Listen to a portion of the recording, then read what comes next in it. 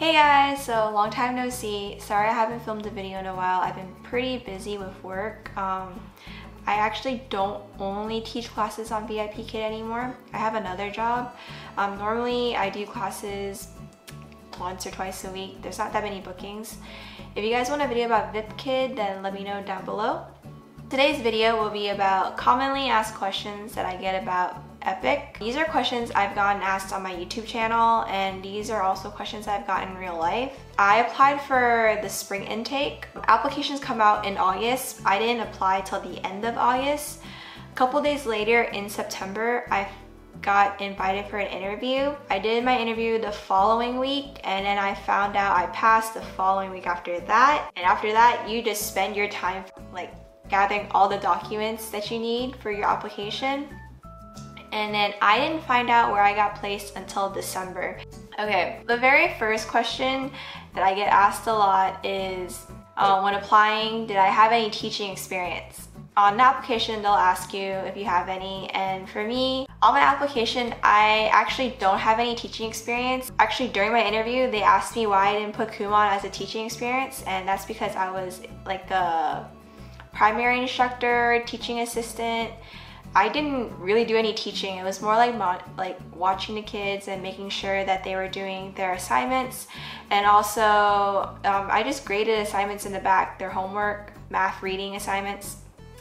Didn't do much teaching. Next question I get asked is, where did I get my TEFL certification? I got my TEFL certification from Oxford Seminars. You can look that up online. They have classes throughout the US and in Canada. Basically, when I took it, it was a 100-hour course. Now I see it's a 120-hour course. When I did it 3 weeks every Saturday and Sunday up in DC, and they were like 8 hours in a day, and then I finished the remaining 40 hours online. Next question is, did I like EPIK? So for me, I actually personally liked doing EPIK. I have no regrets whatsoever.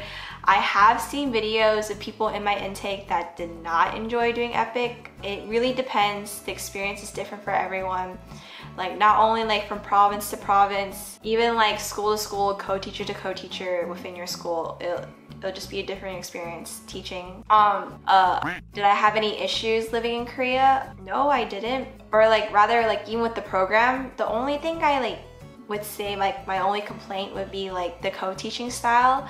I liked teaching 50-50. I would have maybe preferred like teaching more on my own, but that's not really possible considering like how low the level the students were at my school. Another thing is that I didn't really do any lesson planning. My co-teacher did all of that. I literally just like edited PowerPoints for her and made games. And then besides that, I did a lot of desk warming. The question I get asked is, was it hard to get into Busan, and like how's the competition? Actually, Busan's not even my first choice. Seoul was my first choice. I think I got placed in Busan because I met the requirement, and like the requirement for Busan is that you either need like a teaching license or you have to have like that in-class TEFL certification hours. And like I know a lot of people, they get their certification online, which means you probably have little to no in-class hours. During my intake, the most popular like cities that people wanted to be in were like Seoul, Daegu, and Daejeon. And like obviously Seoul, like everyone, when you think of Korea, you want to be in Seoul. But people pick Daegu and Daejeon because they're like pretty big cities, but they're not like super big like Busan, and like not super popular. But then ended up everyone had like the same idea, so a bunch of people applied to those cities as well.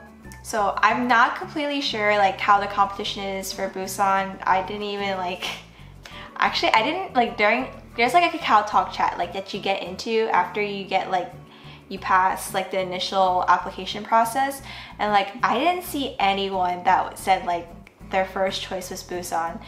Probably also because they probably didn't meet the requirement, but yeah, I don't think it's that hard to get into if you have the requirement. People ask me, is it hard to make friends in Korea? Yes and no. I think this really depends on your personality. I definitely say that like during orientation, when you're placed into your different classes, try to make friends with those people, because those people will be from your city or from like a nearby city. And they obviously did it on purpose, so you can start to make friends. After you move in, it's a little bit harder to make friends. When you're living in Korea, please be careful of the cult people, because they'll try to be friends with you, and like they always target foreigners, so be careful. No, it's a real thing. So many people, some people leave Korea because of it.